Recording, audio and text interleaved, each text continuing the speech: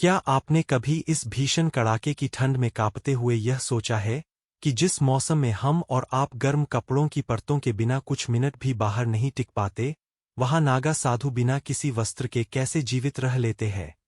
आखिर क्या कारण है कि ये साधु आलीशान घरों को छोड़कर श्मशान की राख और धूनी के बीच अपना ठिकाना बनाते हैं? उनके शरीर पर लिपटी वह सफ़ेद भस्म, उनकी जटाएं और उनकी आंखों की वह अलौकिक चमक हमें एक ऐसी दुनिया की याद दिलाती है जो हमारी भौतिकवादी सोच से कोसों दूर है। कुंभ के विशाल मेले में जब हजारों की संख्या में ये नागा योद्धा एक साथ हर हर महादेव का उद्घोष करते हुए निकलते हैं, तो हर देखने वाले के मन में यह जिज्ञासा कौंधती है कि ये रहस्यमयी सन्यासी कहाँ से आते हैं और मेला समाप्त होते ही अचानक कहाँ ओझल हो जाते हैं। क्या यह केवल एक धार्मिक आस्था का प्रदर्शन है, या इसके पीछे छिपा है सदियों पुराना एक ऐसा गौरवशाली इतिहास जिसमें केवल तपस्या ही नहीं, बल्कि धर्म की रक्षा के लिए लड़े गए भीषण युद्धों और बलिदानों की गाथाएं भी दर्ज है? आज हम नागा साधुओं और अघोरियों के उस जीवन सत्य को जानेंगे जो दिखावे की चकाचौंध से परे, अनुशासन और वैराग्य की एक अत्यंत कठिन पराकाष्ठा है। नागा साधुओं का इतिहास केवल माला जपने या गुफाओं में बैठने तक सीमित नहीं है, बल्कि यह शौर्य, वीरता और सनातन धर्म के रक्षण की एक संगठित सेना का इतिहास है। ऐतिहासिक संदर्भों के अनुसार 8वीं शताब्दी के कालखंड में जब भारत की पावन भूमि पर विदेशी आक्रांताओं के हमले बढ़ रहे थे और हमारी सांस्कृतिक धरोहरें खतरे में थीं, तब आदि शंकराचार्य ने यह अनुभव किया कि केवल शास्त्रों के ज्ञान और कोमल उपदेशों से धर्म की पूर्ण रक्षा संभव नहीं है। उन्होंने दूरदर्शिता का परिचय देते हुए ज्ञान के साथ शस्त्र की शक्ति को जोड़ने का क्रांतिकारी निर्णय लिया और देश के विभिन्न कोनों में अखाड़ों की स्थापना की। ये अखाड़े वास्तव में सन्यासियों की एक ऐसी अनुशासित फौज के रूप में तैयार किए गए थे, जिन्हें शास्त्रों के गहन अध्ययन के साथ साथ मल्ल युद्ध, तलवारबाजी और भाला चलाने जैसी युद्ध कलाओं में भी निपुण बनाया गया। मध्यकाल के इतिहास में ऐसे कई उदाहरण मिलते हैं, जब काशी और गोकुल के मंदिरों पर संकट आया, तो इन्हीं नागा योद्धाओं ने एक संगठित सेना की भांति मोर्चा संभाला और विधर्मियों को धूल चटाई। आज भी ये अखाड़े उसी प्राचीन सैन्य परंपरा के गौरव को जीवित रखे हुए हैं और स्वयं को धर्म का सजग प्रहरी मानते हैं। एक साधारण मनुष्य के लिए नागा साधु बनने का मार्ग दुनिया के सबसे दुर्गम और चुनौतीपूर्ण रास्तों में से एक माना जाता है, क्योंकि इस मार्ग पर चलने का अर्थ है अपनी पुरानी पहचान, परिवार और मोहमाया का पूरी तरह गला घोंट देना। इस कठिन सफर की शुरुआत किसी प्रतिष्ठित अखाड़े में गुरु की शरण में जाने से होती है, जिसे पुरुषार्थी दौर कहा जाता है, और यह परीक्षण कई वर्षों तक चल सकता है। इस अवधि में गुरु अपने शिष्य के धैर्य, उसकी इंद्रिय निग्रह क्षमता और उसकी अटूट भक्ति की अत्यंत सूक्ष्मता से परीक्षा लेते हैं। जब गुरु को यह पूर्ण विश्वास हो जाता है कि शिष्य अब सांसारिक आकर्षणों से मुक्त हो चुका है, तब सबसे रहस्यमयी और रोंगटे खड़े कर देने वाली रस्म निभाई जाती है, जिसे स्वयं का पिंडदान कहा जाता है। सामान्यतः पिंडदान मृत्यु के पश्चात परिवार द्वारा किया जाता है, लेकिन एक नागा साधु अपने जीवित रहते ही अपना श्राद्ध स्वयं करता है। इसका आध्यात्मिक तात्पर्य यह है कि वह अपने पिछले जीवन, अपने नाम और अपनी संपत्ति के लिए अब मृत हो चुका है और उसका नया जन्म केवल ईश्वर की सेवा के लिए हुआ है। इसके बाद वह आजीवन नग्न रहने और केवल भिक्षा पर जीवित रहने की कठोर शपथ लेता है। नागा साधुओं का नग्न रहना और शरीर पर भस्म मलना कोई बाह्य आडंबर नहीं है, बल्कि इसके पीछे अत्यंत गहरे आध्यात्मिक और वैज्ञानिक तर्क छिपे हुए हैं। नागा शब्द का अर्थ ही नग्न होता है और इन्हें दिगंबर भी कहा जाता है, जिसका अर्थ है दिशाएं ही जिनके वस्त्र है। वे वस्त्रों का त्याग इसलिए करते हैं क्योंकि वे शरीर के प्रति होने वाले मोह, लज्जा और सामाजिक बंधनों को पूरी तरह से जीत चुके होते हैं। उनके लिए वस्त्र समाज की एक ऐसी कृत्रिम परत है जो आत्मा को परमात्मा से मिलने में बाधा उत्पन्न करती है। जहाँ तक शरीर पर भस्म मलने की बात है, तो यह भस्म पवित्र धूनी की राख होती है, जो निरंतर यह स्मरण कराती है कि यह नश्वर शरीर एक दिन मिट्टी में ही मिल जाएगा, इसलिए अहंकार का कोई स्थान नहीं है। वैज्ञानिक दृष्टि से देखें तो यह राख एक सुरक्षा कवच का कार्य करती है। यह त्वचा के रोम छिद्रों को बंद कर देती है, जिससे शरीर की आंतरिक ऊष्मा बाहर नहीं निकल पाती और भीषण सर्दी में भी साधु का शरीर गर्म रहता है। साथ ही यह भस्म उन्हें घने जंगलों में रहने के दौरान जहरीले कीटों और विभिन्न प्रकार के चर्म रोगों से भी बचाती है। नागा साधुओं का समाज किसी अत्यंत अनुशासित आधुनिक सेना की भांति विभिन्न पदों और श्रेणियों में विभाजित होता है, जहां हर स्तर पर कड़े नियमों का पालन अनिवार्य है।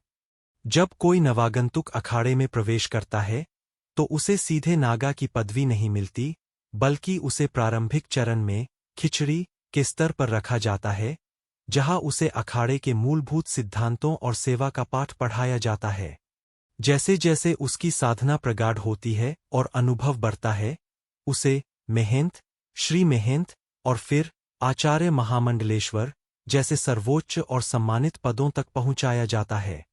अखाड़े के भीतर अनुशासन बनाए रखने की जिम्मेदारी कोतवाल और बड़ा कोतवाल जैसे पदों पर आसीन साधुओं की होती है, जो यह सुनिश्चित करते हैं कि कोई भी साधु अखाड़े की मर्यादा और गोपनीयता का उल्लंघन न करे। यदि कोई साधु नियमों की अवहेलना करता है, तो उसे अखाड़े की पंचायत द्वारा अत्यंत कठोर दंड दिया जाता है और गंभीर अपराध की स्थिति में उसे सदैव के लिए निष्कासित भी किया जा सकता है। यही वह सैन्य अनुशासन है जो कुंभ जैसे करोड़ों की भीड़ वाले आयोजनों में भी व्यवस्था को बनाए रखता है। वर्तमान में भारत में मुख्य रूप से 13 अखाड़े क्रियाशील है, जिनमें जूना अखाड़ा अपनी विशाल संख्या और प्राचीनता के लिए जग प्रसिद्ध है। अखाड़ा शब्द का वास्तविक अर्थ एक ऐसे संस्थान से है जहां केवल शारीरिक शक्ति ही नहीं, बल्कि आध्यात्मिक योद्धाओं को गढ़ा जाता है। हर अखाड़े का अपना एक लिखित संविधान, अपनी विशिष्ट परंपराएं और एक लोकतांत्रिक व्यवस्था होती है, जिसमें सचिव और श्री महंत जैसे निर्वाचित पद अखाड़े की संपत्तियों और धार्मिक गतिविधियों का संचालन करते हैं। प्राचीन समय में ये अखाड़े केवल साधना केंद्र नहीं थे, बल्कि जरूरत पड़ने पर ये धर्म की रक्षा के लिए एक एकीकृत सैन्य बल की तरह कार्य करते थे। आज भी अखाड़ों के नियम उतने ही सख्त हैं जितने किसी आधुनिक सेना के होते हैं। कुंभ के मेले में अखाड़ों की पेशवाई और उनके भव्य जुलूस का आयोजन इन्हीं अखाड़ों के माध्यम से होता है, जो हमारी गौरवशाली सांस्कृतिक विरासत के संरक्षक बने हुए हैं और नई पीढ़ी को अपनी जड़ों से जोड़ने का कार्य कर रहे हैं। कुंभ का मेला वह एकमात्र अवसर होता है जब ये रहस्यमयी साधु हजारों की संख्या में हिमालय की कंदराओं से निकलकर जनमानस के बीच प्रकट होते हैं। सदियों पुरानी मान्यताओं के अनुसार कुंभ में पवित्र नदी के जल में सबसे पहले शाही स्नान करने का प्रथम अधिकार केवल नागा साधुओं को ही प्राप्त है। उनके इस भव्य आगमन को पेशवाई कहा जाता है, जिसमें हाथी घोड़ों पर सवार होकर नागा योद्धा अपने पारंपरिक अस्त्र शस्त्रों का प्रदर्शन करते हुए निकलते हैं। यह दृश्य इतनी प्रचंड आध्यात्मिक ऊर्जा से ओतप्रोत होता है कि वातावरण हर हर महादेव के जयघोष से गुंजायमान हो उठता है।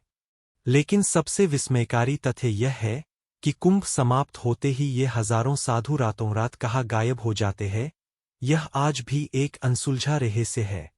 जनश्रुतियों के अनुसार वे पुनः हिमालय की उन दुर्गम चोटियों और गुप्त गुफाओं की ओर प्रस्थान कर जाते हैं, जहां साधारण मनुष्य का पहुंचना असंभव है। वे अपनी साधना को अत्यंत गुप्त रखते हैं और केवल अगले कुंभ के अवसर पर ही पुनः संसार के सम्मुख आते हैं। भले ही आज युद्ध के मैदान बदल गए हों, लेकिन अखाड़ों के भीतर आज भी मल्ल युद्ध, लाठी संचालन और तलवारबाजी का अभ्यास उतनी ही शिद्दत से किया जाता है। नागा साधुओं के लिए उनके अस्त्र केवल लड़ने के साधन नहीं, बल्कि उनकी ऐतिहासिक विरासत और धर्म की रक्षा के पवित्र प्रतीक है। कुंभ के दौरान जब आप उन्हें तलवारों और भालों के साथ हैरतअंगेज करतब करते देखते हैं, तो वह उनकी वर्षों की कठिन शारीरिक और मानसिक ट्रेनिंग का परिणाम होता है। इसके अतिरिक्त हर नागा साधु के पास लोहे का एक विशाल चिमटा होता है, जिसे वे अत्यंत पूजनीय मानते हैं। यह चिमटा केवल धुनी की अग्नि को व्यवस्थित करने के काम नहीं आता, बल्कि यह उनके ध्यान और मंत्र जाप की ऊर्जा को केंद्रित करने में भी सहायक होता है। परंपरा के अनुसार यदि कोई सिद्ध नागा साधु अपने चिमटे से किसी श्रद्धालु को स्पर्श कर आशीर्वाद दे, तो उसे उसके जीवन के समस्त कष्टों और बाधाओं के निवारण का दिव्य संकेत माना जाता है। अक्सर लोग नागा साधुओं और अघोरियों को एक ही श्रेणी का मान लेते हैं, लेकिन उनकी जीवनशैली और साधना के मार्गों में जमीन आसमान का अंतर है। नागा साधु एक सुसंगठित अखाड़े का हिस्सा होते हैं और वे प्रायः समूहों में रहकर धर्म रक्षक की भूमिका निभाते हैं। इसके विपरीत अघोरी पूर्णतः एकांतप्रिय होते हैं और वे किसी भी अखाड़े या सामाजिक ढांचे के बंधन में नहीं बंधते। जहां नागा साधु योग और शस्त्र कला पर बल देते हैं, वहीं अघोरी अपनी आत्मा की शांति और शिवत्व को प्राप्त करने के लिए श्मशान घाटों को ही अपना घर बनाते हैं। अघोर पंथ का मुख्य दर्शन यह है कि संसार में कुछ भी अशुद्ध या घृणित नहीं है। वे पवित्रता और अपवित्रता के बीच के मानसिक द्वंद्व को मिटाने के लिए अत्यंत कठिन साधनाएं करते हैं। नागा साधु जहां कुंभ जैसे उत्सवों की शोभा बढ़ाते हैं, वहीं अघोरी श्मशान के सन्नाटे और जलती चिताओं के बीच अपनी गुप्त तांत्रिक विद्याओं में लीन रहना पसंद करते हैं। अघोरियों की रहस्यमयी श्मशान साधना का मुख्य उद्देश्य मनुष्य के भीतर से मृत्यु के भय को सदैव के लिए समाप्त करना है।